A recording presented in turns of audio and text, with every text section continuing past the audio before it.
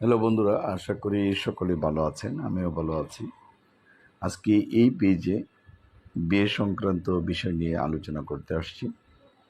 যারা বিয়ে করেছেন কিন্তু সমস্যায় পড়েছেন, অথবা বিয়ে করবেন সামনে সমস্যায় পড়তে পারেন, অথবা আপনার দেড়মোহর, যৌতুকের মামলা, ভরণ পোষণের মামলা, সংসার পুনরুদ্ধারের মামলা, এই ধরনের মামলা অলরেডি যারা ময়মনসিংহে করেন, হয়তো ময়মনসিংহ জেলা আইনজীবী সমিতি অথবা ঈশ্বরগঞ্জ চৌকি আদালতে মামলা করেন, কিন্তু কার কাছে যাবেন, কিভাবে পরামর্শ নেবেন সেই নিয়ে সমস্যা থাকেন, তারা আমার ফোন নম্বরে যোগাযোগ করতে পারেন। আমার ফোন নম্বর 01711337019 অথবা 01711921416, এই নাম্বারে যোগাযোগ করতে পারেন।